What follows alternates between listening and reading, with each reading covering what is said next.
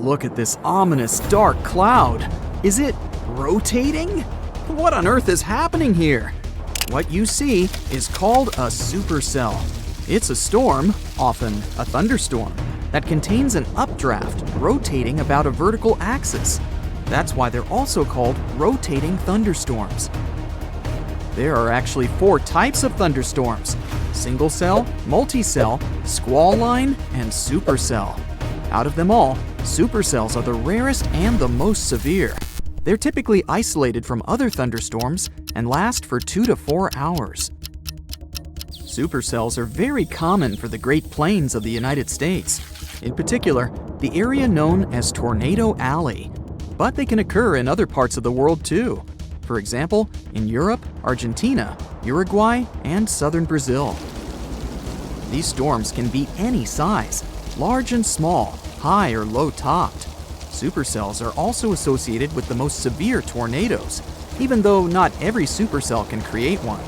These storms usually produce great amounts of torrential rainfall and hail, and are accompanied by powerful winds and downbursts. Downbursts are powerful winds that come down from a thunderstorm. Once they hit the ground, they spread out very quickly. These winds are dangerous since they can cause a lot of damage. Even though they're often confused with tornadoes, downbursts are a totally different phenomenon.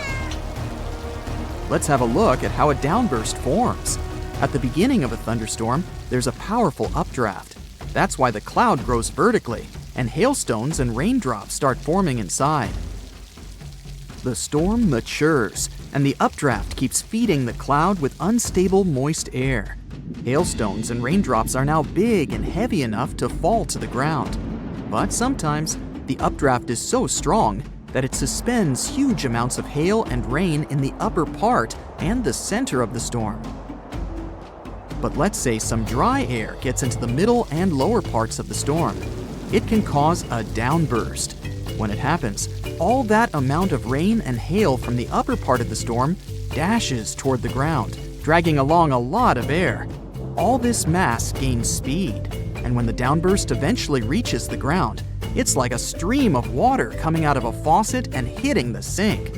It spreads in all directions at an incredible speed, sometimes more than 100 miles per hour. But what you might most likely come across is called a microburst.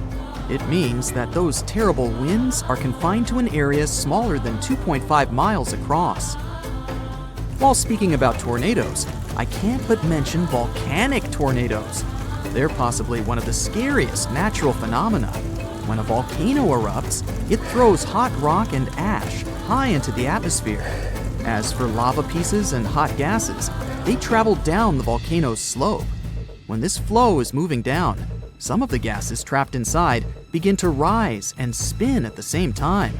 They get squeezed by the surrounding air, which makes them spin faster and faster. That's how a volcanic tornado gets born. On the bright side, this phenomenon has a very short lifespan. If you ever see a tight burning column of air, that's a fire tornado, a creepy combination of whirlwind sounds and scorching inferno. This phenomenon is also called a fire twister or fire whirl. This dangerous natural phenomenon mostly occurs during wildfires.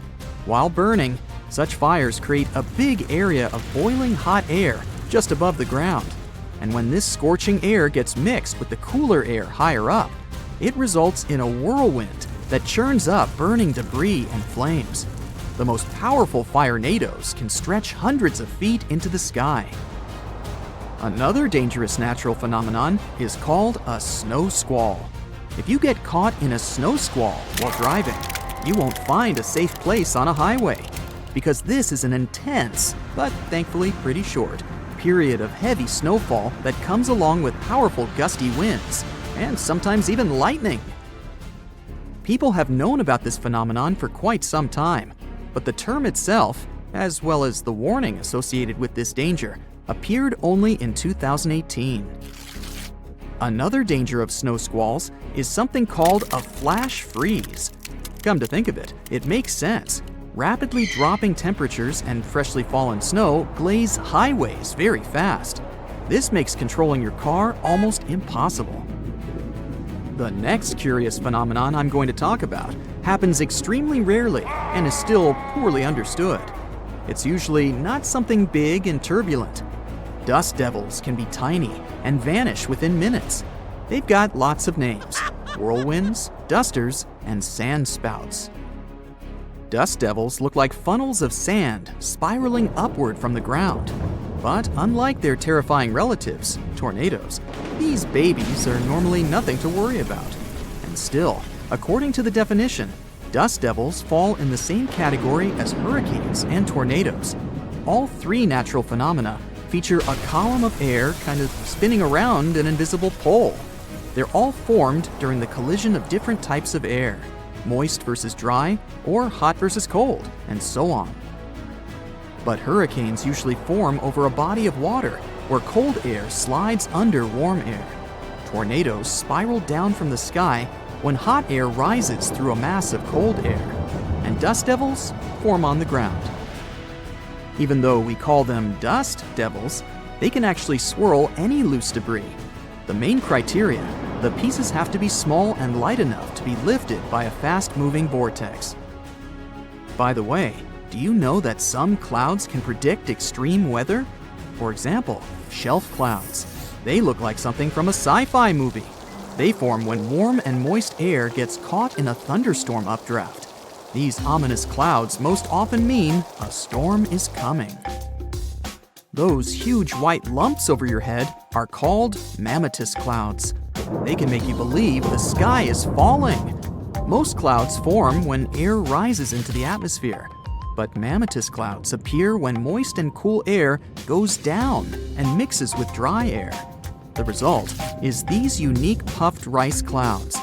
By the way, if you see this phenomenon in the sky, bad weather is just around the corner.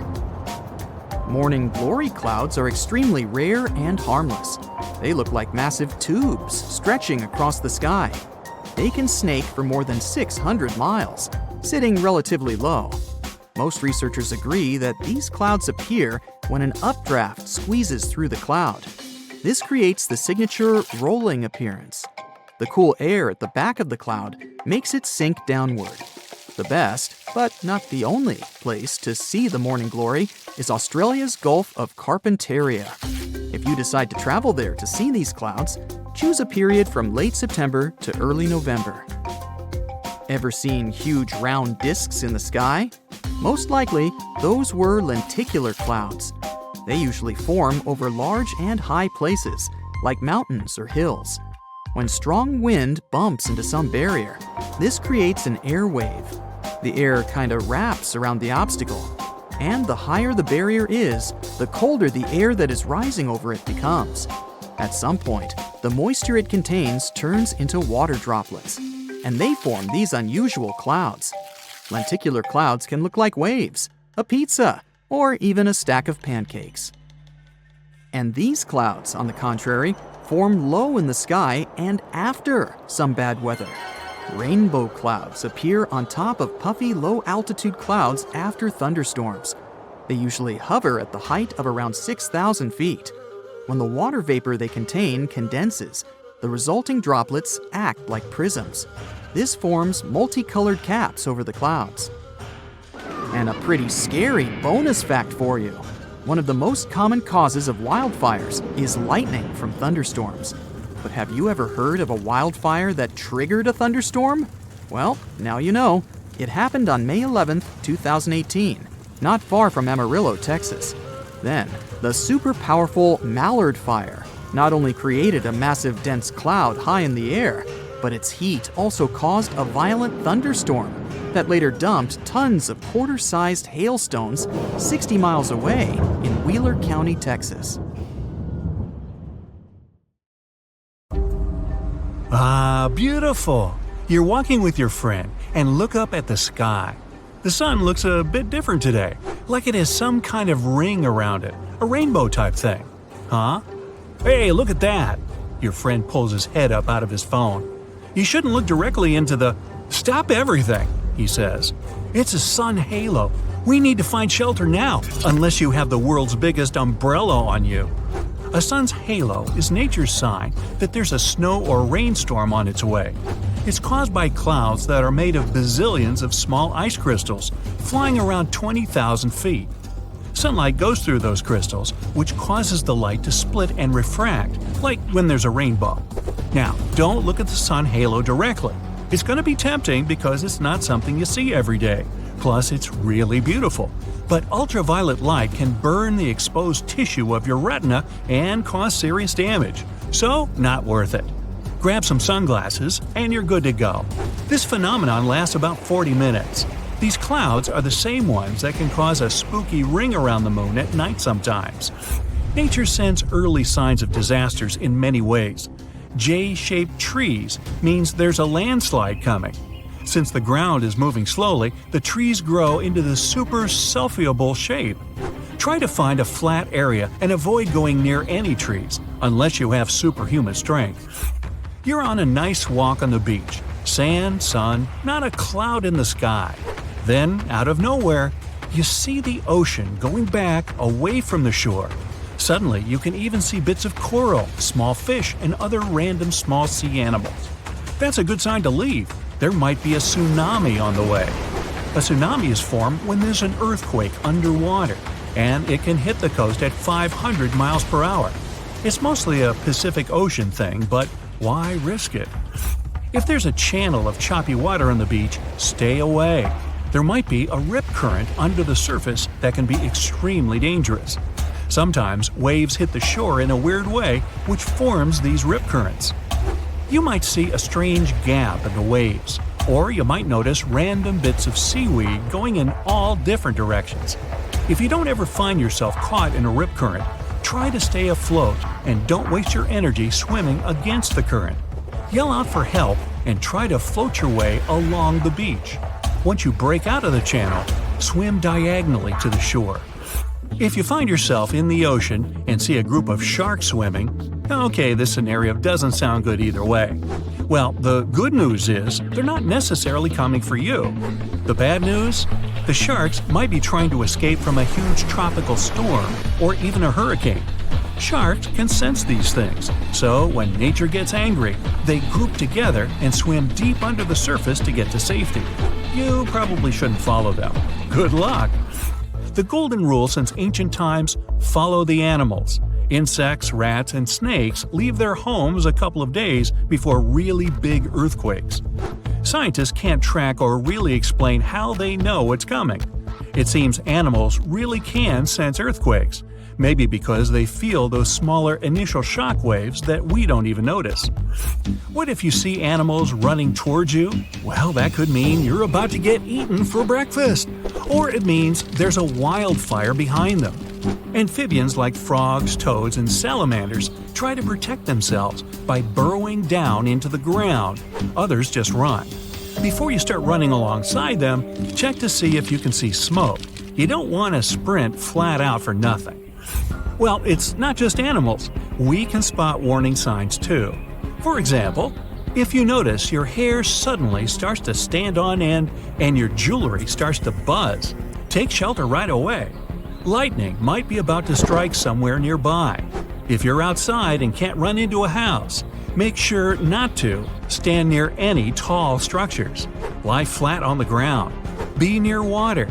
Seek shelter under an isolated tree or stand in an open space. And don't stand on top of the Empire State Building. That thing gets zapped hundreds of times a year. Do you like skiing? It's all fun and games until all you can see is white. Avalanches can move up to 80 miles an hour, so watch for some warning signs. Does it feel hollow when you walk in the snow?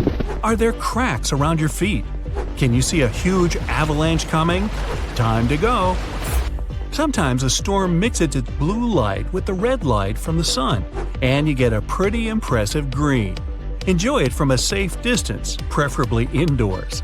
This super tall thundercloud usually means you're about to get smashed by hail, or worse, a tornado. Find cover somewhere, like in an underground parking lot or a basement. It might be a bit embarrassing if you're wrong, though. Okay, we know volcanoes can be dangerous, but the lakes near them? Is anything not a sign of danger? Lakes that are near something boiling hot that never cools, so volcanoes, are like wildly shaken soda cans, just about to burst. The magma that's underground actually pushes carbon dioxide into the bottom of the lake, and that gas stays there, waiting. Then, even something boring like rain can disturb the lake a little too much and bam, or boom! You get the picture. Diving, swimming, snorkeling, the sea can be amazing, but it's pretty unpredictable.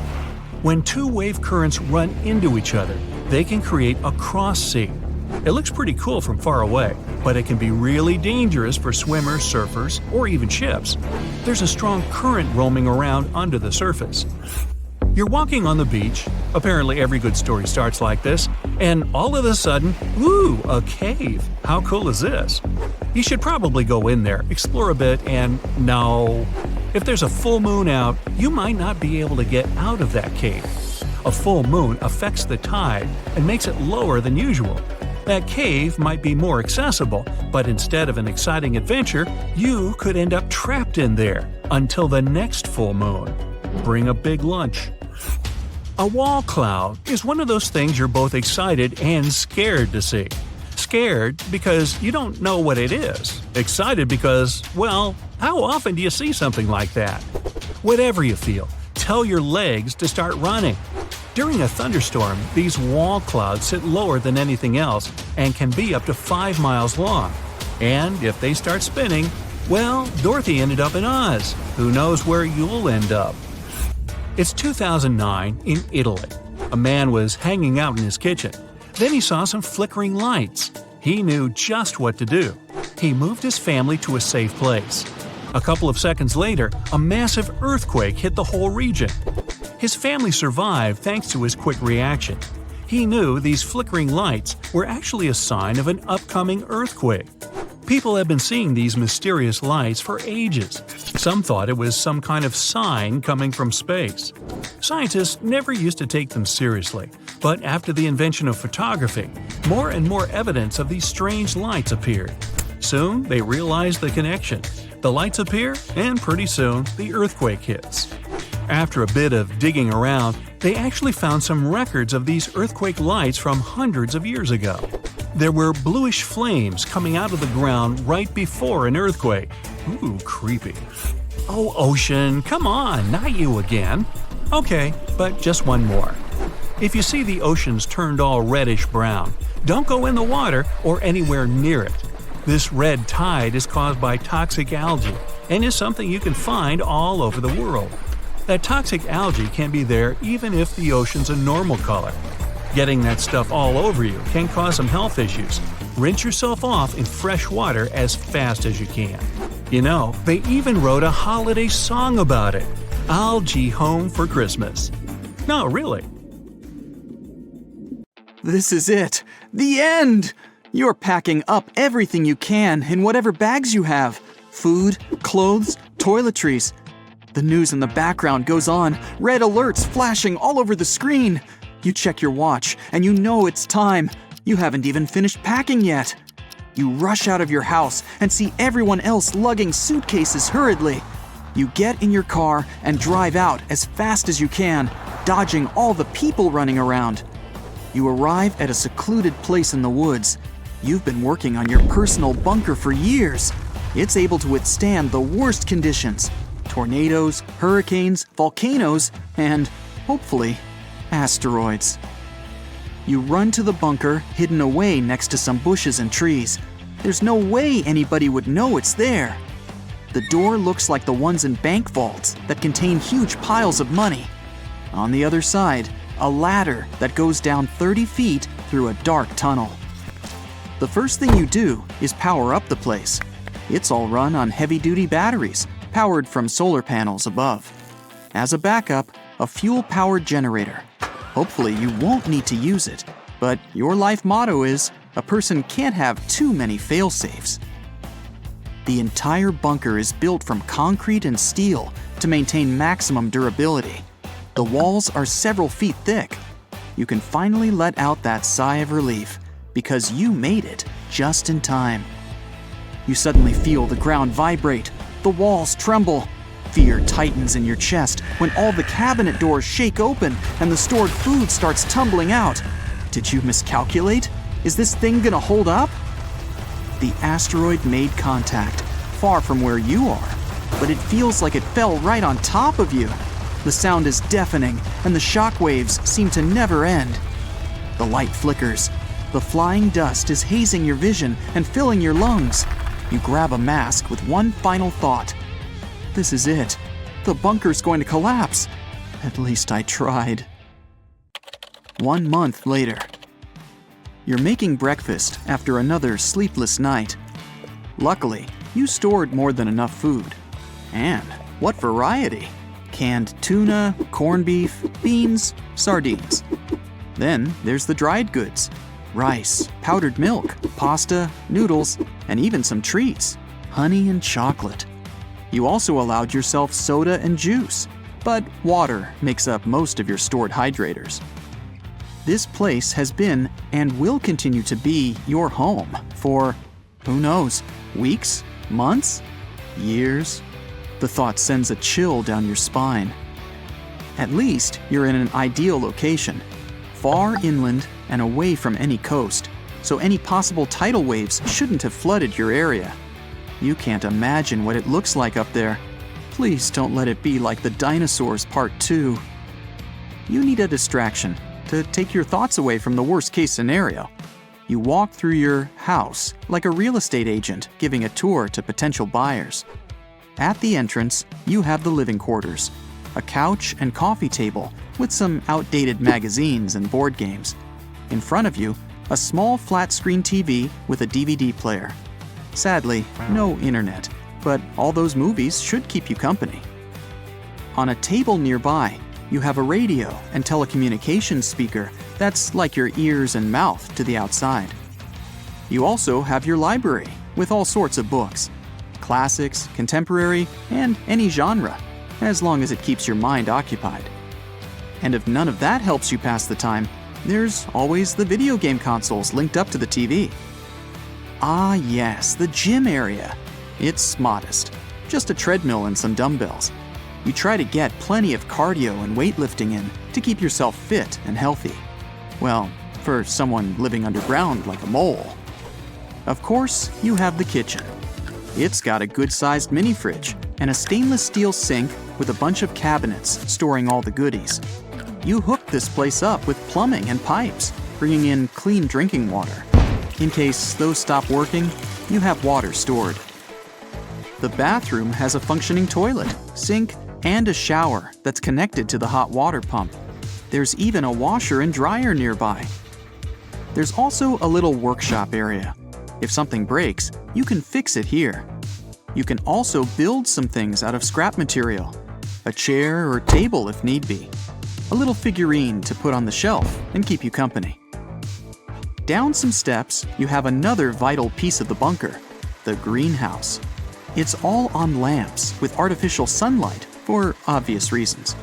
You'd be way worse off if you didn't have your fresh fruits and veggies. It's all self-sustaining too. Any rotten or bad crops go into making compost for the soil to keep it well nourished. You can forget about relying on meat for protein. Quinoa, beans, lentils, chickpeas, mushrooms, they get the job done. And just in case you're not getting every single mineral your body needs, you manage to stock up on multis. Vitamin D is a big one for life underground without the sun. Not far away from your little subterranean farm is your bedroom. It's got a queen-size bed, nightstand on the right, small wardrobe on the left. You don't have much variety in your attire, but who's gonna notice if you wear the same outfit twice? The dust mites? You go down a ladder to find the generator room. There's a reason why it's further underground and sealed with soundproof material. The generator kicks in every now and then, and it's pretty noisy. It's also hooked up with the ventilation system, so the exhaust goes outside. Then there's the lung room. All these weird-looking boxes are pumps that bring in oxygen from the outside world. But it has an advanced filtration system to clean the air before pumping it into your shelter. Down here is also the storage room. Every spare part of anything goes here. Extra couch, mattress, sinks. Even 2 freezers for those frozen goods, just in case. So, what's a day like in the bunker? First, whip up some breakfast and enjoy a cup of coffee. Then, you head over to the communication radio to hear if there's any news from the outside world. So far, there's been none. As soon as you're done, you head to the greenhouse for some quick farming. You really like being in there because it feels like you're outside enjoying nature. At least a little bit. You pick anything that's ripe and bring it into the kitchen for a wash. And wouldn't you know it, it's lunchtime. You prepare yourself a nice salad of cucumbers, tomatoes, and lettuce. Some beets on the side, pasta, and you eat it up. After lunch, you pop in a DVD you haven't watched in a while. After the movie, you go around and do a quick check on the oxygen levels in water. Today happens to be your scheduled generator checkup as well. You head down to the basement to glance at the fuel level and oxygen filters. All good so far. Though, the thought of an even more extended stay worries you. What if you run out of fuel? You spend a few hours in the workshop tinkering around. Currently, no fixer-upper projects, and you're not feeling especially creative today. So, you head to the gym. Today's leg day. You dread it. Some things never change. Before you know it, it's time for dinner. You heat up some noodles and chill in the living room, listening to some tunes in the music player. This place cost you a little over $100,000, from digging up the site to construction and finally installing all the necessary systems needed for survival. And that's not including the extra food and personal activities for the bunker. Yes, you're lucky. All those luxuries make life good. Almost. Nothing new from the outside world after a whole month. You've always been a bit of an introvert, but this place is starting to push you a little. You're getting lonely. The sound of the radio snaps you out of your thoughts. Static? No, a muffled voice. Someone's trying to contact you. You bolt over to the communication radio, nearly tripping over your own feet from the shock. We made it! Ha! You're overcome with emotion. You've gotten pretty used to your life underground, but it's finally time to swing the door open and head out into the world. Hey, you're running through a vast field at night, as if something is chasing you right now. The light of the full moon brightens your path, and you see a circle of light around it. You run on looking for a safe shelter. It's not about werewolves, who are said to appear when the moon is full. Soon, this place will be the epicenter of a major storm. This very circle around the moon is called a halo, and ice crystals cause it in the sky. When the moon is full, it reflects a lot of sunlight. These rays then pass to the Earth's surface, but they curve their trajectory and split as they pass through hexagonal ice crystals. As a result, we have a halo of different colors, almost like a rainbow. The inner edge of the halo is red and the outer edge is blue. It looks beautiful, but the presence of ice in the clouds means this ice will soon turn into water and begin to fall to the ground. And this rain will be so heavy that you'd better find a shelter beforehand. If the weather is quite warm and the clouds are closer to the ground, you might see a similar phenomenon, a corona. It's much smaller than a halo, but much more colorful. The bluish-white disk on the inside turns brownish-red on the outside.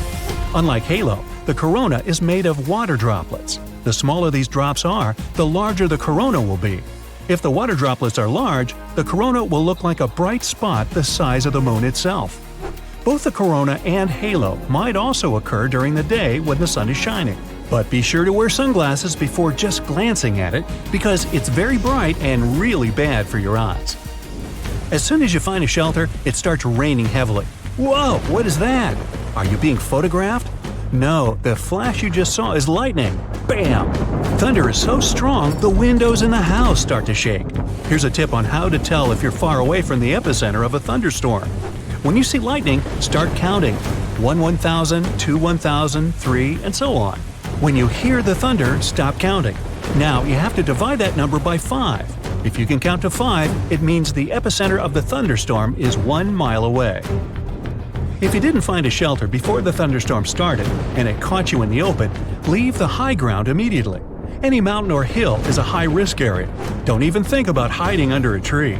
Tall objects are the first target for lightning. Power poles are also at risk.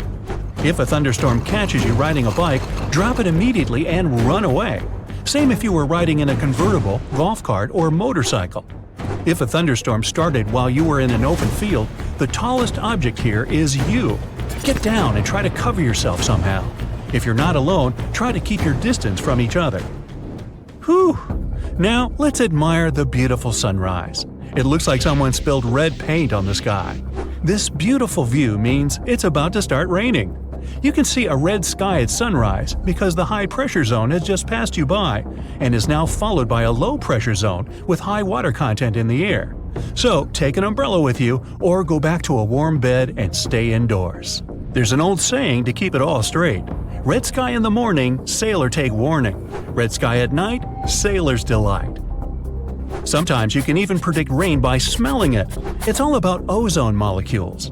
Storm currents bring ozone down from the upper atmosphere, and when the storm is about to start, you can smell a sense of cleanliness. It's like you just washed the floor with clean water. Your sense of smell gets more sensitive before it starts to rain. It's not because of your nose, but because of the more humid air. Flowers spray their scent, and the water molecules stick to it, spreading it much better. That's why the same flowers smell different when you smell them outside or in a closed, humid greenhouse. Plants can also help you predict changes in weather. If you touch the grass in the morning and it's wet, it means it's going to be a clear day. That morning water on the grass is dew. It appears at the coldest time of night. Clear skies allow the earth to cool a bit, and the water vapor molecules in the air turn into a liquid that settles on various surfaces. Take a closer look at the leaves on the trees. Sometimes they can be upside down.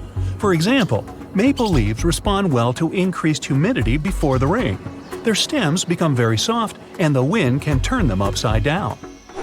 But the best indicator is pine cones. The seeds are inside the cone, just under its scales. The pine needs to keep them as dry as possible so that the wind can carry the seeds far away and new trees can emerge from them. So, when the pine senses rain approaching, it gives the order to close the cones. Then the scales close, protecting the seeds from the water. And instead of boring weather forecast hosts, you can just follow the animals and insects. Have you heard the crickets chirp? That will be your thermometer for today. Set the timer for 15 seconds and count how many times crickets chirp. Add 37 to that number and you get the outdoor temperature value in Fahrenheit degrees. All because air temperature directly affects crickets' metabolism. It can chirp slower and faster depending on how warm it is. So throw away your thermometer and get yourself a little friend. Now, if you don't like insects, look up into the sky for birds. If they're flying high, it'll be a clear and sunny day. But before it rains, air pressure prevents birds from flying high. You may see them flying in flocks very low, most likely looking for shelter. So even if the sky is clear, air pressure tells you that rain is coming. If you live near a river or lake, you can hear toads singing, although you can't quite make out the lyrics because it's in toad. They are especially loud before it rains hard. Toads, in general, love wet weather, so they just get excited. Rain is also the best time for females to lay eggs, so they scream loudly in search of a guy to wed. Ow! A mosquito has just bitten you. If mosquitoes are being especially aggressive, you better find a shelter fast. The insects are just trying to eat more before they have to starve during the storm. Also, the warm, humid air makes us sweat more, and we become even more attractive to mosquitoes. Insects also gather in swarms before a thunderstorm. They love the moisture in the air and start circling in a dance. But then they vanish into thin air.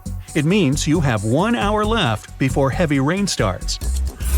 To predict the weather for the next day, you need to watch the bees. If it rains tomorrow, the bees work overtime. They're pollinating flowers actively because they know they won't be able to leave the hive the next day because of the rain. Squirrels can predict the weather for the whole season. They usually stock up on food for the cold times. And if they start doing it early, it's going to be a tough winter. You can see squirrels running around looking for acorns. They hide them in the ground and run to find the next one. The squirrels often forget where they hid the food. These acorns turn into little sprouts, so we have many new trees, all thanks to squirrels. Animals can also predict disasters like earthquakes. Scientists once did a study in an area with frequent earthquakes in Europe. They put trackers on cows, dogs, and sheep. About 18,000 earthquakes occurred there during that time.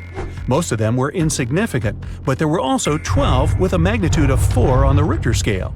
And each time, before the earthquakes, researchers recorded strange animal behavior. It was as if they were trying to escape from the earthquake zone. Scientists believe animals can sense the ionization of the air before a disaster with their fur. Their good sense of smell also allows them to smell gas. It comes from moving deep underground and then trying to find its way out through small cracks in the surface. The first records of such animal behavior date back to ancient Greece. Cats, rats, snakes, and centipedes left their homes and fled to safety days before a major earthquake hit Greece. Some fish can predict the weather in the area. If sharks hang out near the shore, they're not necessarily looking for food. They may be hiding from a big storm at sea. The worst sign on the coastline is when all the water starts to go back abruptly. You can see the entire shoreline and even the fish and coral that are left on the land. Run away immediately, because soon a huge tsunami wave will come here and wash everything away. Something interesting has recently happened in South Dakota. It was all over the internet, so perhaps you already know about it. In July of 2022, the sky in this state suddenly turned green. So, what happened there? Was it caused by a human or by nature? Let's find out. Tuesday, July 5th, 2022. Shortly after a heavy storm, the sky over South Dakota in the U.S. was still overcast. Locals finally went outside and saw that the sky had an intense dark green hue, and they'd never seen anything like that before. People said that it looked like something straight up from science fiction, or even a horror movie. Unsurprisingly, South Dakotans immediately started spreading the news all over social media. People shared their beautiful, yet very eerie pictures on Twitter. They showed the sky over the city of Sioux Falls and a few other towns. Even though it may look like something supernatural, in reality, this is not a terrifying phenomenon at all. It's a simple play of the light and the atmosphere. Something like this happens quite rarely, and usually means that really bad weather is approaching. And that's also true to what happened in South Dakota. Just before people started sharing photos, a thunderstorm swept through the town of Sioux Falls. This was confirmed by the U.S. Weather Service. This hurricane was terrible. The wind speed was about 100 miles per hour. According to the Beaufort scale on wind speeds, this is the fastest and most destructive storm. There are only 12 numbers on this scale, and the maximum wind strength starts at 73 miles per hour. But why isn't this all over the news then? Well, because it's kind of a usual thing for the residents. Thunderstorms occur very often in the United States, especially in the warmer months. And 1 out of 10 such thunderstorms can become something serious, like a tornado. This one wasn't an exception. It was the so-called derecho storm. Derecho is very widespread and long-lived. It's actually a combination of a fast-moving group of severe thunderstorms and downpours. People often say that a derecho is as strong as a tornado. Still, there's a difference between them. A tornado is a vortex, a rotating column of air. It's usually about 500 feet in diameter, although sometimes its width can reach up to 2.5 miles. I don't envy those who would stumble upon that.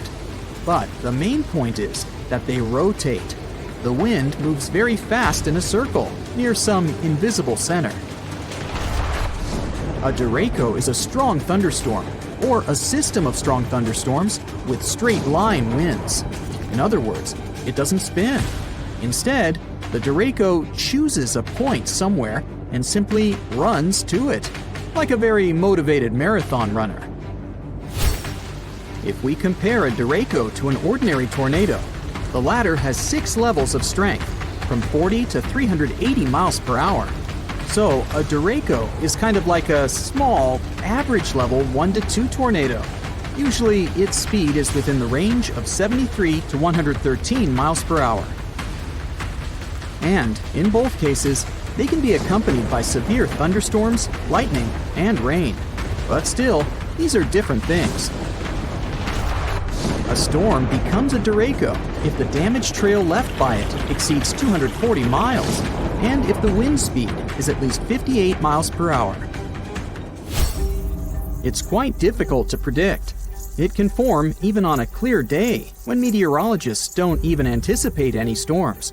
And then, the winds appear suddenly. It's so surprising that they may even feel explosive. But the National Weather Service tries to warn people at least half an hour or an hour before this happens, so that residents have time to prepare and hide. It wasn't any different this time. The storm swept through almost all of South Dakota, as well as the states of Minnesota and Iowa. The consequences were quite serious. More than 30,000 people were left without electricity. Fortunately, people were fine. That's because the locals are pretty used to derechos. However, the green sky is something different. It became a very unusual sight for the locals. Everyone was wondering why it happened. Was it a bad sign or a normal weather phenomenon? Well, to be honest, scientists don't have an exact explanation. But although there are only assumptions, they sound pretty convincing. A green sky is a very rare phenomenon. Most scientists think that this happens when a powerful storm approaches the area before sunset or sunrise. Then the sky will turn green in this area.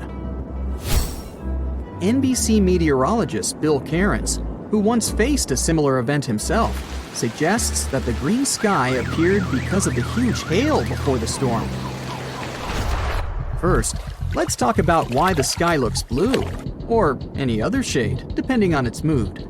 In short, the sun simultaneously carries all the rays of the color spectrum. It may seem white to us in total, but it actually has all the colors at the same time. However, these color waves all have different lengths. For example, blue rays are shorter than the other ones. They jump away from the air molecules better than the red waves, so they reach us faster. Because of this, on a regular clear day, the sky seems blue. At the same time, red and orange color waves are very long and move slower, so they're usually left behind. But when the sun goes below the horizon or rises, the rays' directions change, and these waves reach us better.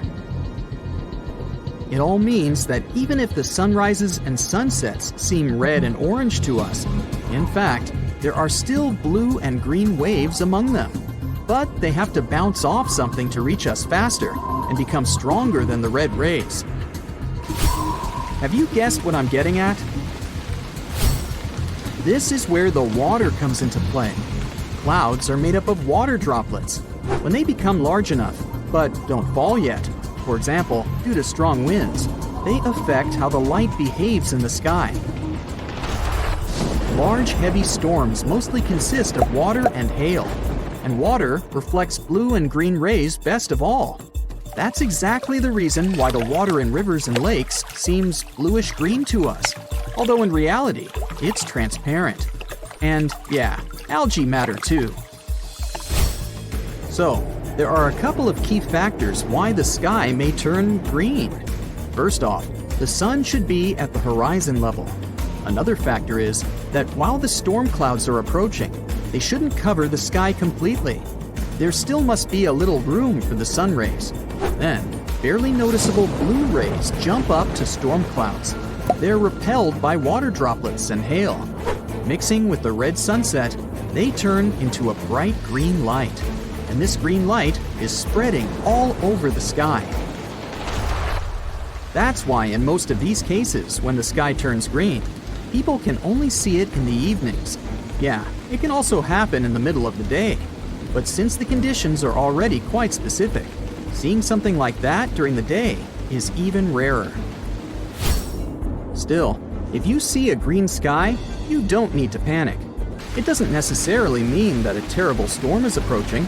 The chances are high though, But still, it's not a rule. It can be just heavy rain or a heavy hail. In other words, if you see a green sky, then you'd better hide, and hide your car. However, if you were lucky enough to see the stunning sky from the comfort of your own home, it's indeed very exciting. If you get a glimpse of something like that, just know that you had a chance to experience something very rare and special. Some people said it was the most incredible thing they had ever seen. It's the hottest place on Earth. Well, at least when it comes to the temperature of the air. On the 10th of July, 1913, the temperature here reached a frightening and record-breaking 134.1 degrees Fahrenheit. No wonder people call it the Death Valley. It's also the lowest point in all of North America, located at 282 feet below sea level. When you come here for the first time, you may be tricked into thinking you're suddenly surrounded by ice. But is that really frozen water you see out there? Don't let yourself be fooled. It's actually salt. As rainwater combines with minerals, the outer layer of rocks surrounding the area gets dissolved. When the water evaporates, the only thing that's left is salt. If you're a fan of water, this isn't the best place for you, since rainfalls are rare in Death Valley. So rare that, on average, this area gets less than 2 inches of precipitation each year. This makes Death Valley the driest spot, not only in the USA, but in all of North America as well. In 1929 and 1953, this location did not get a single drop of rain for the whole year. This surreal landscape becomes even more striking once you see sand dunes. Sure, they only account for a small portion of Death Valley, but they're indeed some of the most memorable sights, with some of them rising over 680 feet. Should you ever get to the top of the sand dunes, you may be lucky enough to experience one of the strangest things in the desert, singing sand. But why does this happen? Is it actually the sand making that noise, or is something else to blame? The short answer is that we've yet to fully understand this phenomenon. One explanation could be that the sand that slides down the dunes produces this sound due to the friction between its grains. When you're listening to it, it resembles an airplane flying in the distance. This is one of the few places on Earth where the sand makes a noise so loud that you can actually hear it. Other places are the Namib Desert in Africa or the barking sands of Hawaii. If you think things can't possibly get any stranger in this surreal location, hear me out. Some of the rocks here seem to be moving on their own. Could it be because animals bump into them? I mean, the valley is home to the famous roadrunner. This little bird, which is less than 2 feet tall and has a weight of 1 pound, is one of the very few creatures living here. It's adapted its body temperature to survive the intense heat during the day. But the roadrunner may not be the culprit after all, since it's not nearly big enough to cause such consequences. Also, nothing seems to be pushing these rocks. The trail they leave behind is too prominent. Well, in that case, should we blame the winds? This explanation doesn't seem to fit either, since some of those rocks are so large that it's impossible for them to simply be blown away. I mean, they can weigh up to 700 pounds and still travel the distance of over 1,500 feet. In that case, maybe there's something in the composition of these rocks that helps them move whenever they want. Is there any special material that these rocks are made of? Scientists were just as disappointed as you are right now when they researched the theory. There's nothing unique about the composition of these rocks. They're just ordinary stones, mostly composed of dolomite and granite. They were previously a part of local cliffs and outcrops, and then just happened to fall off. Anyway, the rock movements have been intriguing researchers ever since their discovery back in the early 1900s. Even more curious is that, depending on the shape of the rocks, their trajectories seem to differ. While rocks with a rough-bottomed surface create straight tracks, smooth-bottomed ones appear to wander. Researchers have tried to figure out the multiple rock movements and how they form those trails in many different ways. For example, by observing the location with the help of video cameras. They also created a dedicated meteorological station on the site, and even placed GPS tracking devices on some of these rocks. There's another question. Why do some of these rocks move together? Regardless of their shape and size, some of them appear to leave parallel tracks. It looks like they're just following the same direction, taking the same turns and curves while they move. I mean, these rocks don't just happen to be going to the same party, am I right? Only in 2014 did scientists manage to actually capture the movements of the rocks on tape. Until then, nobody had seen these rocks moving. People were just intrigued by the mystery of the marks left behind. With the help of time-lapse photography, which basically means taking photos of the same frame for some time and then playing them back like a movie, scientists finally discovered what was behind the movement of these rocks. So, did it really have anything to do with animals or the wind? Or was it some other mysterious force that was pushing the rocks across the empty landscape? Well, the answer isn't as simple as you'd imagine. It all comes down to a combination of rainfall, rapid changes in temperature, and a little bit of wind. To put it simply, when it rains in the valley, the place can sometimes freeze over, and the entire valley starts looking like a giant ice skating rink. Some of the rocks get stuck in the ice too. Once the temperature rises and the ice starts to melt, parts of that ice sheet begin to move slowly, dragging the rocks along. Hence the movement of the rocks and the traces they leave behind. Since the earth underneath the rocks becomes muddier due to the rain, it gets easier for the stones to move along with the ice sheet. Once the ice melts away, the water evaporates, leaving no indication of what actually happened. The traces left by the rocks solidify in the heat of the sun, making it look like the rocks have been moving on their own. What made it difficult for scientists to crack this mystery was the fact that the ice sheet that helps these rocks move is very, very thin. It needs to be large enough in terms of its overall surface, but thin enough to evaporate really quickly, leaving no sign that it was actually there. Anyway, despite the desert's name, there are a lot of creatures wandering around this location. Even fish. I know, fish in the desert, right? Well, surprisingly, there are 6 species of fish that can survive there, despite the salty waters and difficult conditions. One of these resilient species of fish is the devil's hole pupfish. It only lives there, in the water whose temperature can rise up to a staggering 93 degrees Fahrenheit. Because of the temperature and oxygen concentration, no other species of fish can make it. But it's not just fish. There's actually quite a variety of wildlife in the desert. It's home to more than 50 species of mammals and even several types of reptiles. You'll find here such animals as coyotes, kit foxes, bobcats, and mountain lions. Among smaller species, you'll be able to spot rabbits, squirrels, bats, tortoises, rats, and mice. Some of the animals living here needed to adapt to the harsh conditions and came up with really creative solutions. Like the jackrabbit, for example. It uses its oversized ears to help it stay cool during the intense summer heat. Kangaroo rats also have a unique trick up their sleeve. They can survive with almost no water at all. How? They can get all the necessary water from the food they eat. Other creatures, like tortoises, use hibernation. For up to 9 months each year, they rest to protect themselves from the extreme conditions of the desert. Alright, so let's start our journey with one of the most famous and scary vanished villages. It's located in India, the district of Rajasthan. This is Kuldara village. Unlike other abandoned places, this one is difficult to get to because the locals won't want to take you there. People are afraid of this place and try to avoid it. You can't get a taxi and drop off near this spot. The driver will tell you where to go. You won't find any traces of civilization nearby. The village is located in a hot desert area, but when you get close to it, you'll feel an unpleasant chill down your back.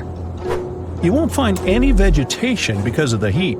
There are only ruins of buildings and sand-covered roads. It seems as if you're walking through the excavations of an ancient city. But Kuldara is not so old. It only vanished in 1825. Before this time, the village had been thriving. It was almost a town consisting of many small settlements united into communities. Residents were busy with agriculture there.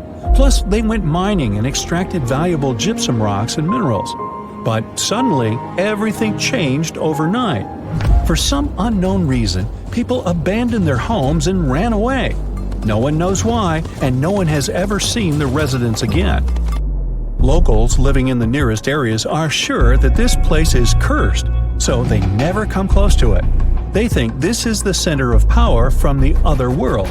Some people feel sick here, others claim to see phantoms, and still others experience irrational fear. But tourists like to go there. The simplest and least scary vision says that people left the village because of the lack of water. Still, this version seems weird. If there had been a lack of water, people would have planned the change of location instead of running away in a hurry. The second version is way more mystical. There's a legend that one cruel ruler collected large taxes from this community. He fell in love with the daughter of the Caldera chief and threatened that he would collect higher taxes if the girl refused to marry him. He gave her 1 day to make a decision. None of the residents agreed with such a requirement. As a sign of solidarity, they decided to leave the village. Those who don't believe in all these rumors can spend a night in a tent there. Chances are you'll hear someone screaming or feel someone walking and knocking on your tent. Nah, just kidding. Our next village is in the U.S., in the state of Pennsylvania. More precisely, it's not even a village, but a borough called Centralia. This place looks totally lifeless. Burnt trees, dried grass, empty buildings. Almost all the roads here have huge cracks.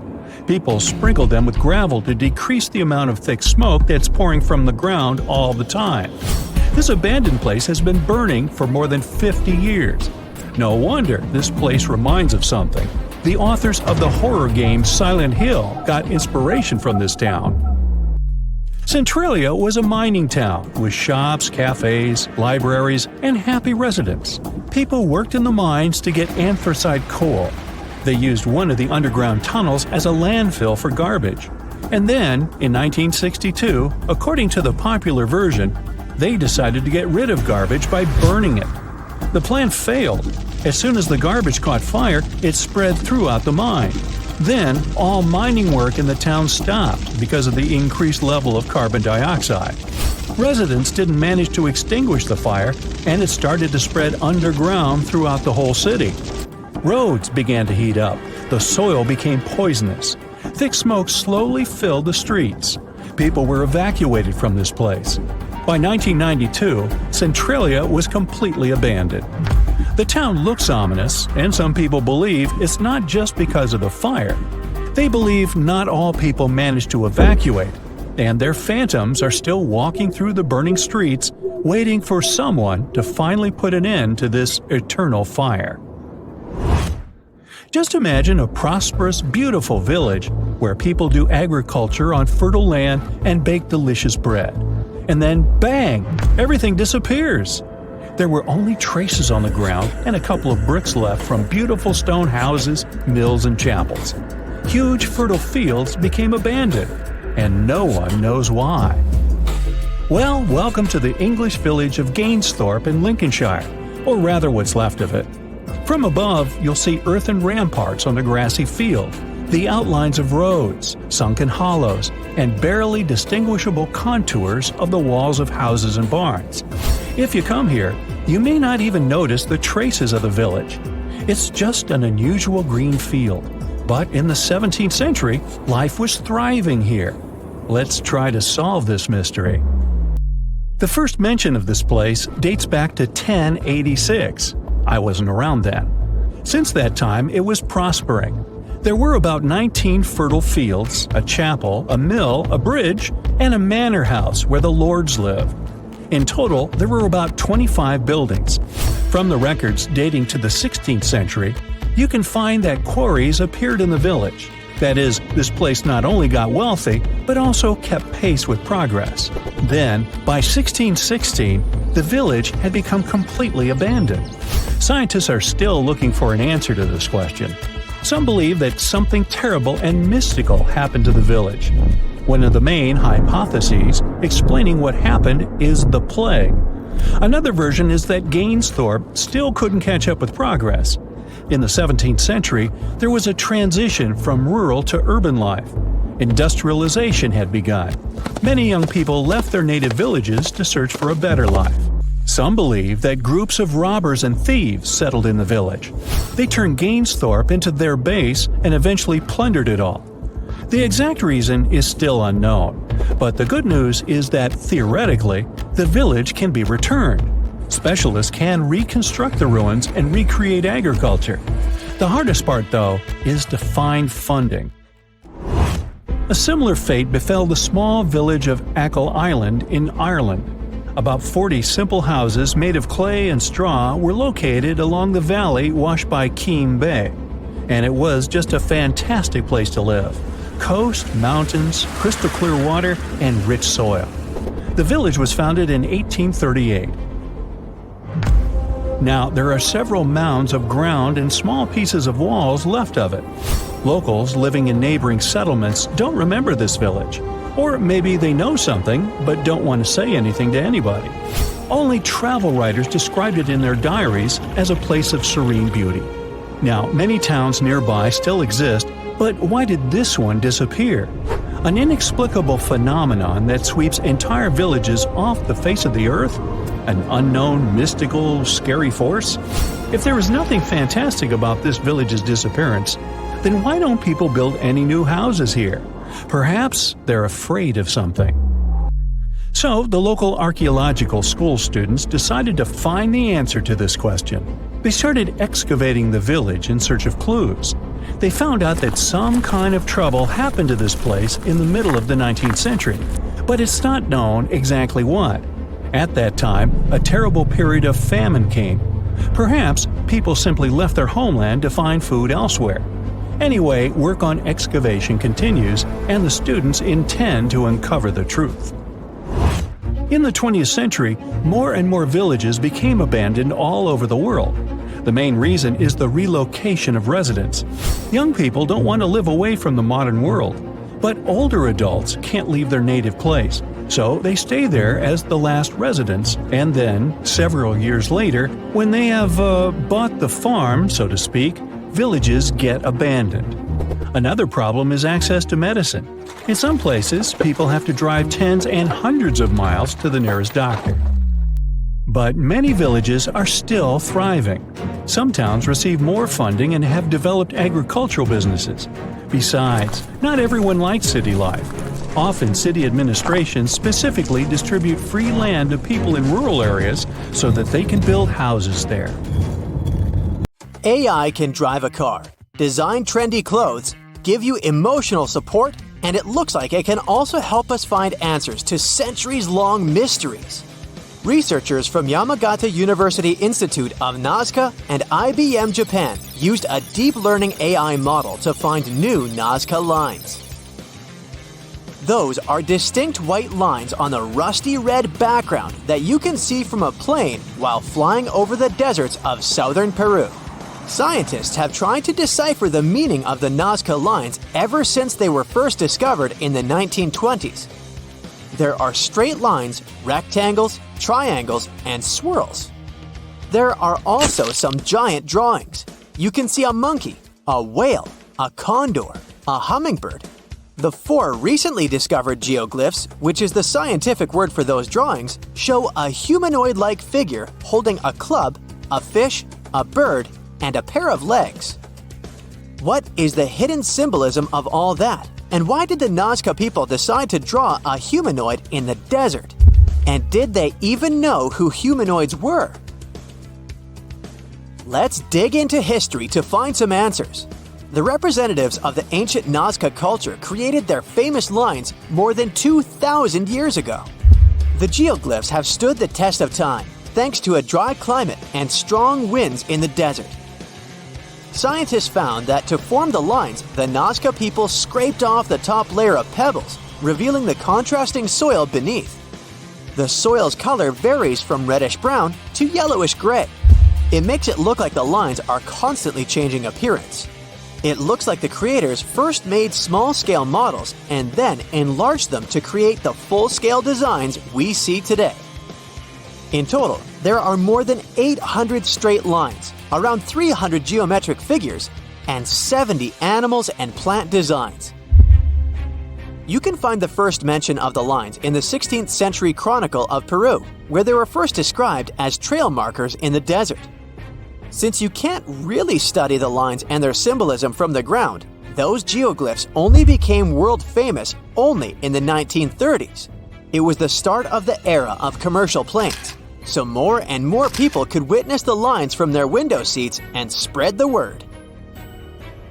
During his research a decade later, Professor Paul Kosuk noticed that one of the lines aligned with the setting sun on the day after the winter solstice, which is the shortest day of the year. He supposed that the lines had some astronomical significance. German researcher Maria Reiche, who got the nickname the Lady of the Lines, supported the theory that the geoglyphs served as a calendar and some sort of astronomical purposes. She spent 40 years studying the lines and literally swept them inch by inch. She also moved into a small house close to the lines to protect them from unwanted visitors. And that's how the Nazca Lines mystery was solved. Just kidding. In the 1970s, American researchers began to question astronomical theory. In a region like Nazca, one of the driest places on Earth with only around 20 minutes of rain per year, water is a real treasure. So the straight lines and trapezoids could have something to do with it. They could have been an ancient version of Google Maps, pointing at locations for rituals that the local people organized to get some water and help their crops grow. The images of animals in the Andes region are also related to water. Spiders are thought to be a sign of rain. Hummingbirds symbolize fertility, and monkeys living in the Amazon mean an abundance of water. That could explain the choice of symbols in the desert, but there's no strong proof to support this theory. So the work on explaining the meaning of those mysterious geoglyphs is going on. In the 21st century, the Nazca Lines have become the research ground for archaeologists from Yamagata University. Masato Sakai, a professor of archaeology, together with others on the team, are using high-resolution aerial photography and drones to discover and catalog the lines. They found images of humans, camelids, birds, orca whales, cats, and snakes, most likely created between 100 before current era and 300 current era. Some of the images are around 10 to 20 feet long, and that's why they were pretty tricky to notice. The largest geoglyphs are 1,200 feet across, which is about the height of the Empire State Building. The researchers believe the Nazca Lines were a form of communication in the desert for their creators. The linear ones pointed the direction from valley to valley. The ones drawn on slopes seem to have been drawn along ancient pathways between settlements. Professor Sakai explains that discovering new lines is tricky. Some of them are so poorly preserved that it's hard to spot them in aerial photos. There are also irrigation systems and roads all across the Nazca region, and it complicates the task. And that's where AI comes in handy. The team showed it pictures of previously explored Nazca Lines so it could learn what to look for. Then, AI went through tons of footage taken from planes and satellites and also laser data from previous surveys to identify the lines scientists hadn't found before. The system works 21 times faster than humans, and it made some curious discoveries. Scientists then traveled to the locations it chose to verify the findings. In 2019, AI helped to discover a humanoid-shaped character with a rectangular head who is holding a stick and wearing a headdress. It became a real puzzle for the scientists trying to understand the creature's role in ancient society. The little guy is neighbors with another famous geoglyph. It's a hermit, which is a subgroup of hummingbirds that lives in the forested regions of northern and eastern Peru. The largest of the recently found geoglyphs is a pair of legs. It's more than 250 feet across, about 4/5 as tall as Big Ben. Could be an homage to some ancient supermodel. The fish and the bird are around 4 times smaller. Why they are where they are is still a mystery. Listing new geoglyphs isn't the only way AI is helping scientists. It's doing a lot of good for astronomy. It analyzes vast amounts of astronomical data and uses its algorithms to identify patterns, classify celestial objects, and even predict new events. For example, AI models have been developed to detect and categorize galaxies, search for exoplanets, and identify rare cosmic phenomena. It also helped analyze data obtained by the Kepler mission to discover new Earth-sized planets circling other stars. AI is also transforming the field of chemistry. Machine learning algorithms can predict chemical reactions, discover new compounds, and optimize chemical processes. All of this helps scientists save a lot of time and resources in the labs. If you've ever written a thesis, you know that analyzing vast chunks of information can take forever. Now imagine you need to analyze the archives of the British Library's national newspaper. It's piles and piles of history. So, researchers are teaming up with the curators to develop special software that can analyze the vast amounts of data extracted from these collections. Computational linguists and historians will be able to delve deep into the past and get some insights into changes in society and culture. They'll focus on key periods and track how advancements in technology shaped various aspects of society. AI even helps in the conservation of seals. It's really expensive and challenging to monitor certain species of those cutie pies living in the sea ice zone. Using high-resolution satellites, researchers can now identify the seals in photos, which already helps. But manually counting seals across huge areas of ice is like putting together a jigsaw puzzle of a blue sky consisting of 1 million pieces. It takes a lot of patience, and different analysts come up with different results. Machine learning algorithms can be trained to recognize and distinguish seals in satellite imagery and count them automatically. Researchers can then use this accurate data to monitor seal populations over time and study their behavior and habitat more effectively. Picture a ghost town, abandoned buildings covered in graffiti, rusting remains of cars, cracks in the roads. And now add to that a thick blanket of black smoke coming from under the ground. And the ground itself is hot to the touch. You're entering Centralia, Pennsylvania. Centralia used to be a lively place during the 1800s and up to the 1960s. Its rich coal mines attracted a lot of people to work and live there. But in 1962, one of those mines accidentally caught fire, which started to spread underground. Coal is a slowly burning fuel, so the citizens continued to live peacefully for almost another 2 decades until the fire began to undermine the town. One of the worst accidents was when a giant sinkhole appeared out of nowhere in the backyard of a house in Centralia. Luckily, no one was hurt, but after that, people started leaving the place. In the following 30 years, almost everyone moved out, though not all. As of 2020, 5 people still live there. But other than that, Centralia is by all means a ghost town, and crumbling abandoned buildings and cracked roads are just a minor part of it. The most disturbing thing about this place is the smoke billowing from under the ground through cracks. The fires down below are still raging, heating up the surface and slowly destroying the remains of the town. In fact, this was what inspired the famous fictional town of Silent Hill. The blaze is estimated to last for another 250 years, and by that time, there will be nothing but scorched wasteland in the area. If you're afraid of bugs, then this place will probably be your worst nightmare. The Gomantong Caves in Malaysia could be one of the most picturesque places in the world, if not for their dwellers. First off, there are bats. Over 2 million of these animals live in the vast expanses of the caves. They're easily scared, but I guess you don't want that. Millions of winged horrors flying at you in a panic aren't to be taken lightly. Secondly, there are cockroaches. And while the number of bats is more or less determined, the roaches swarming the floors and walls of the caves are unaccountable. There are so many of them that you won't be able to make a single step without a dozen of these creepers crawling up your legs.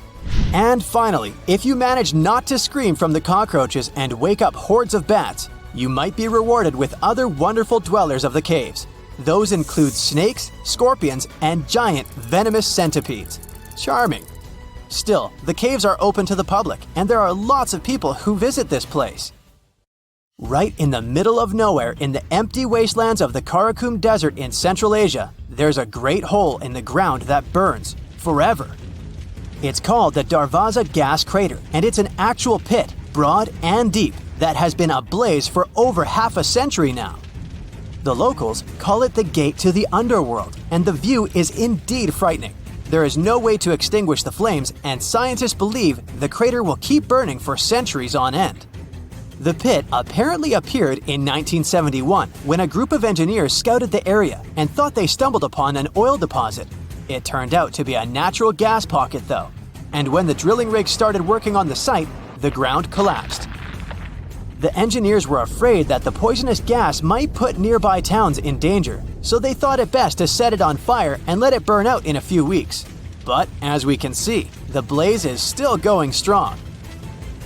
The crater has since become a popular tourist attraction, but despite that, it still poses some danger, so efforts are being made to finally extinguish the gates of the underworld. Imagine seeing an insanely venomous snake right next to your foot. Terrifying enough, huh?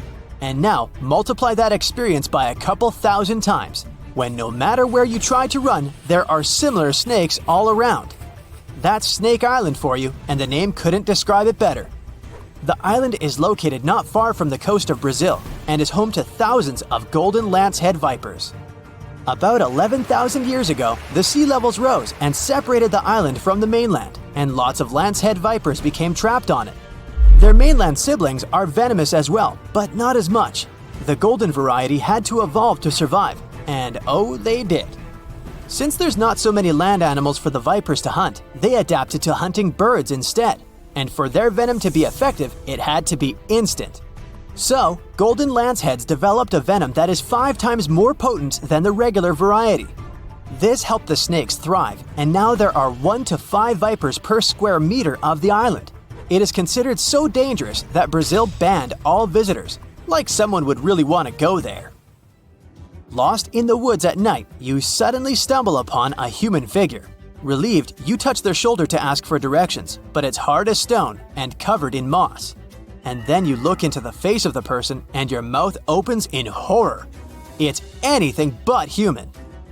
My advice would be not to wander around southeast Finland at night if you don't want a shocking experience, because it's here that a renowned Finnish sculptor made his eerie sculpture garden in his own backyard.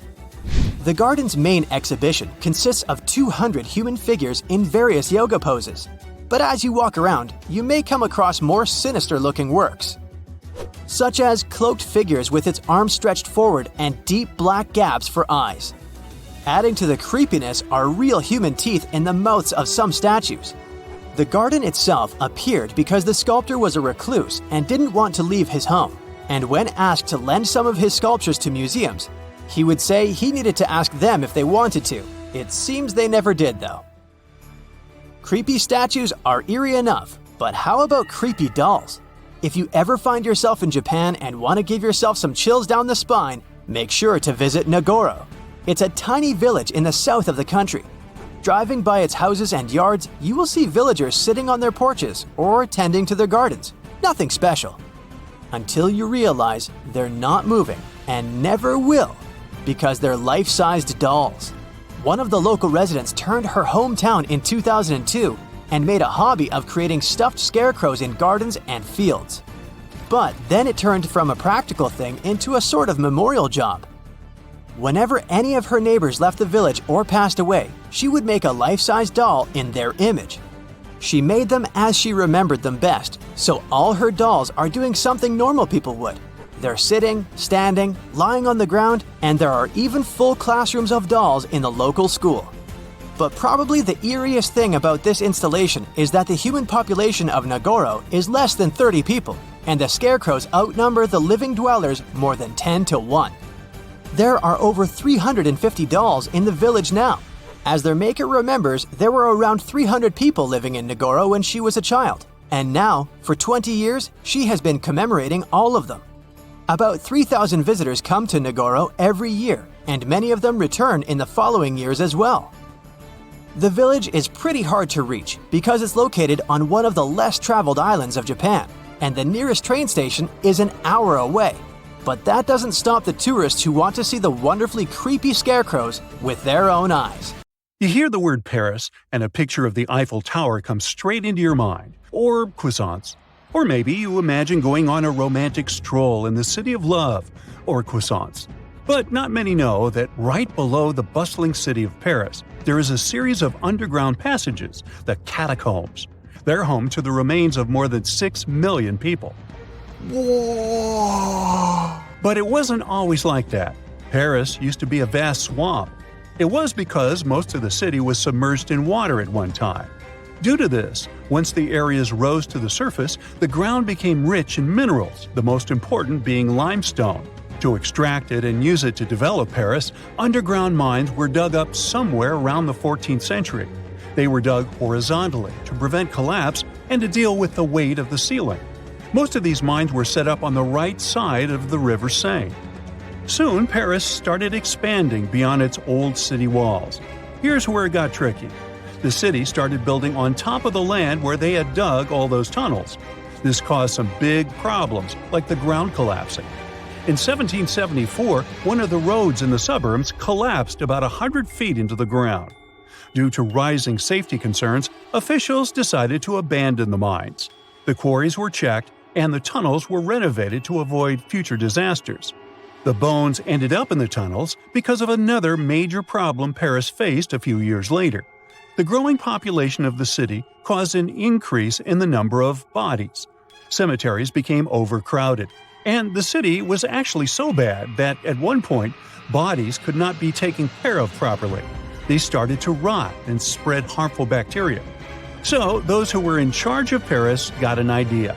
They picked a new spot that was like a secret hideout for bones, one of the old mines. The process of moving the bones from cemeteries to the tunnel started in the late 1780s. They began with the biggest cemetery in Paris, the Saint-Innocent Cemetery. They didn't want to scare people, so they moved the bones at night. The remains went into 2 big holes in the ground and then got stacked in the tunnels by the quarry workers. They continued moving the bones until Paris developed into a city in the 1860s.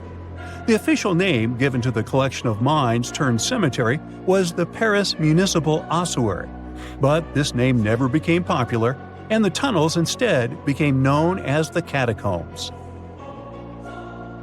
While the bones were still being added to the collection, the officials saw fit to open the place for public viewing in the year 1809. Tourists had to make a prior appointment and sign a guest book.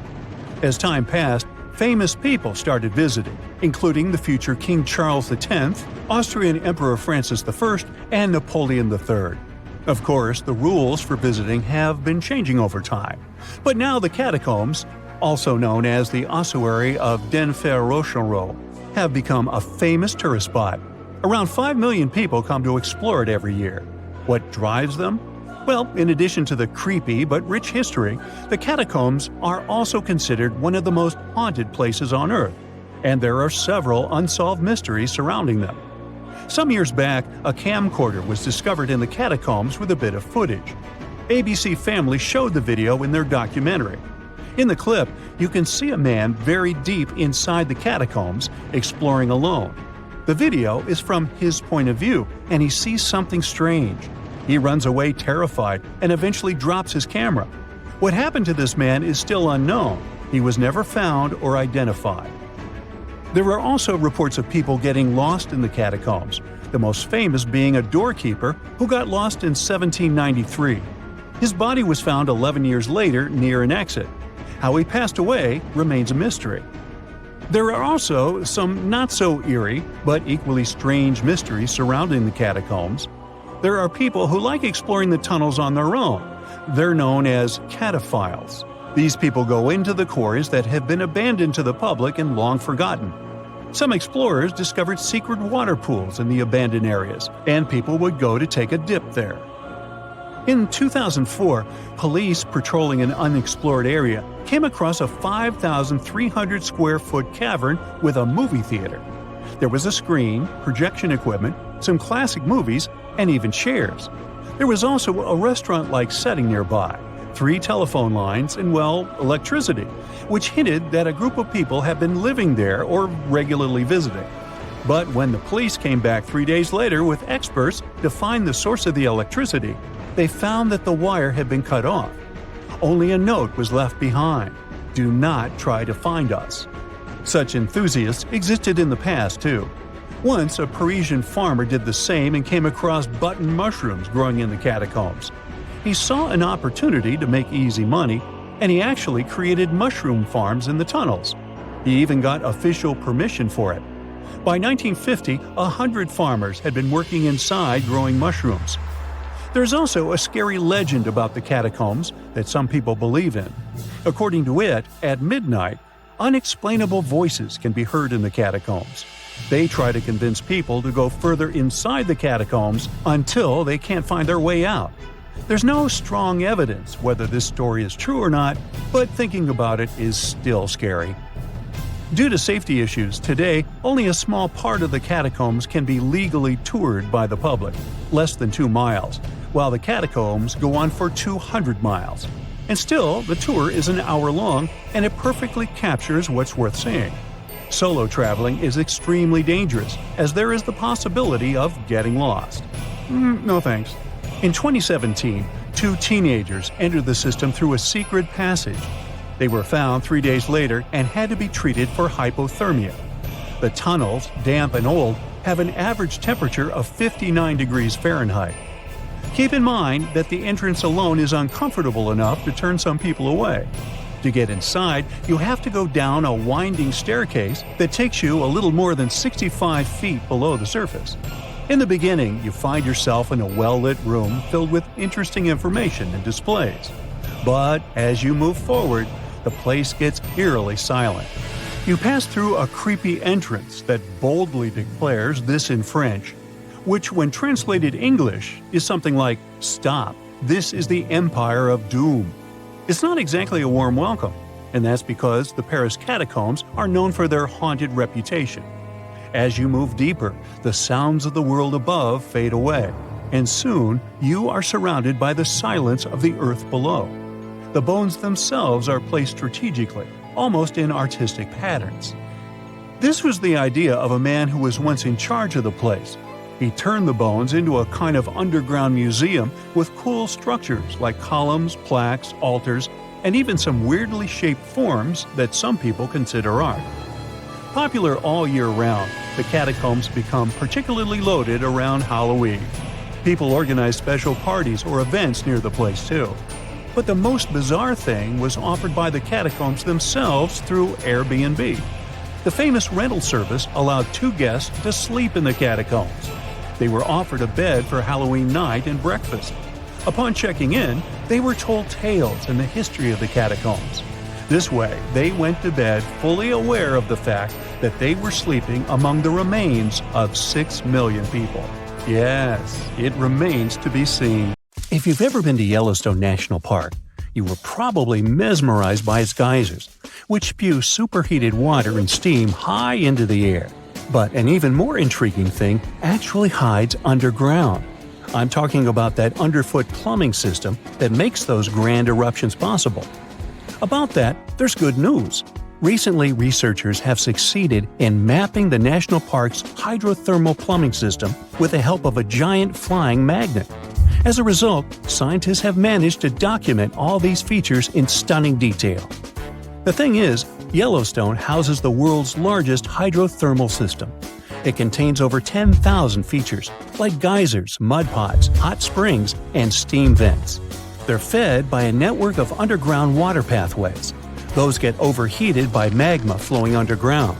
It causes the water to rise to the surface. Now, no one actually knows much about the workings of this system, but the newly created maps might finally shed light on it. Experts explain that their knowledge of Yellowstone has a subsurface gap. That's why it's often called a mystery sandwich. Scientists know quite a lot about the features on the surface because they can observe them directly. And they know what's going on in the magmatic and tectonic system several miles below the surface. But they haven't figured out what's happening in the middle yet. So, I must tell you about that giant flying magnet used for research. It's known as SkyTem. It was attached to a helicopter and flown over Yellowstone several hundred times, scanning the ground below. The magnet is made up of an 82-foot wide charged wire loop. Its main task is to generate a strong electromagnetic field.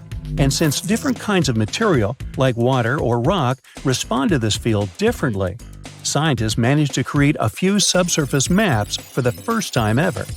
The mapping technique also allowed the researchers to differentiate between magma and bedrock, since they have a bit different magnetic properties.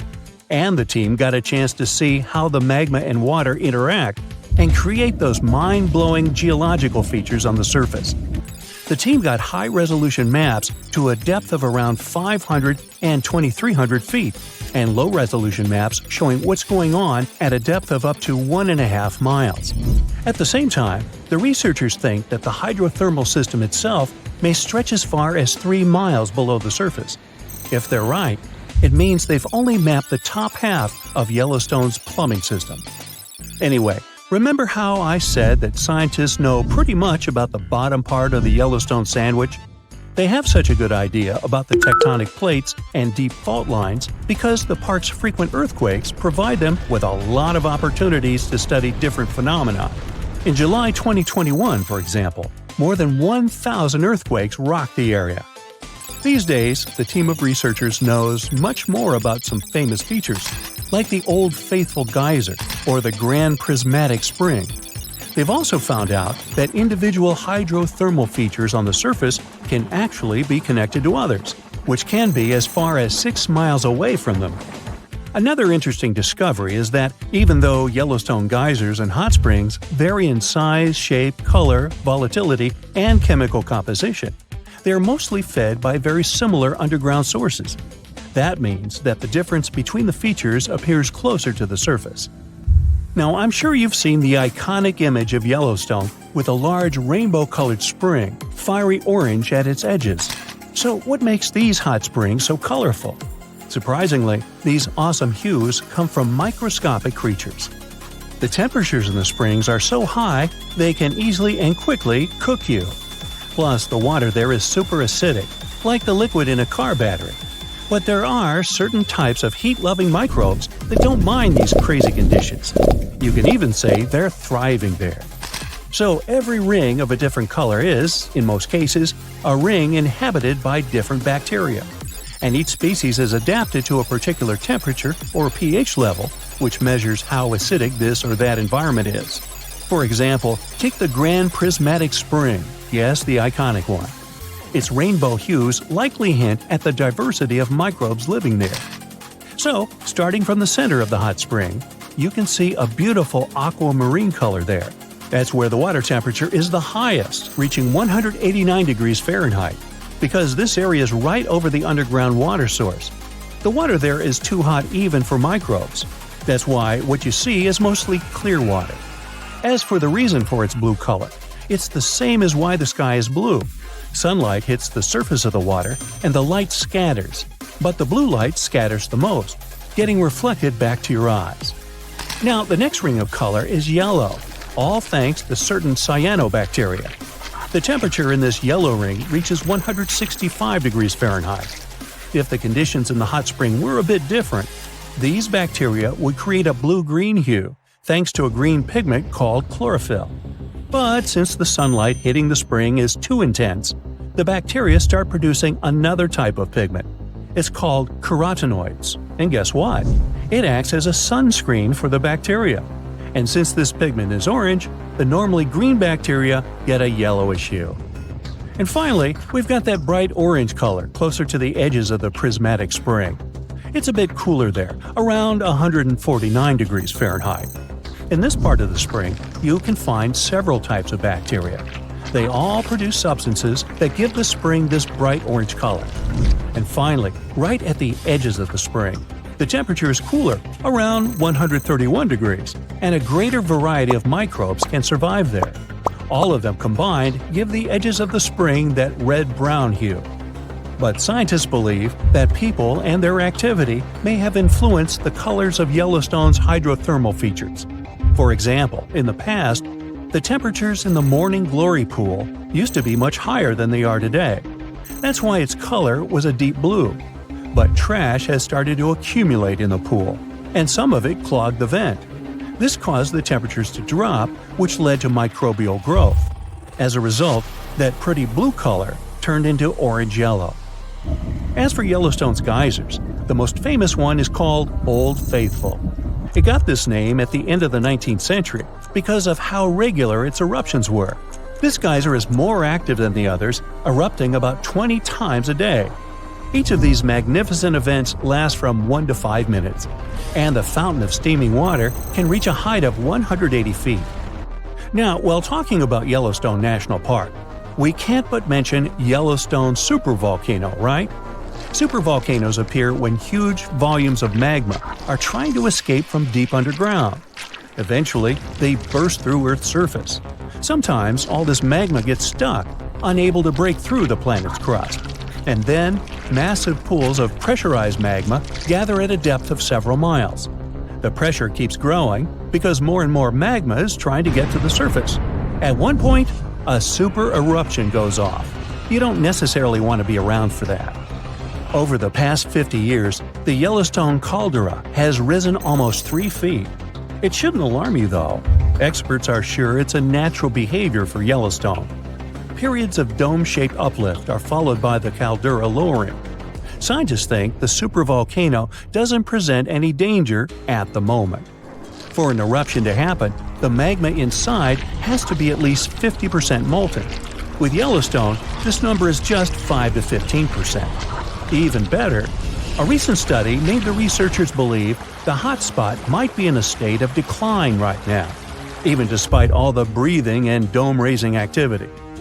There have been at least 3 other super eruptions in the history of Yellowstone volcano. They happened 2.1 million, 1.3 million, and 640,000 years ago, long before video. The most recent super eruption was dubbed the Lava Creek eruption. It formed the Yellowstone caldera after spilling out 240 cubic miles of rock, dust, and volcanic ash. No thanks, I'll pass.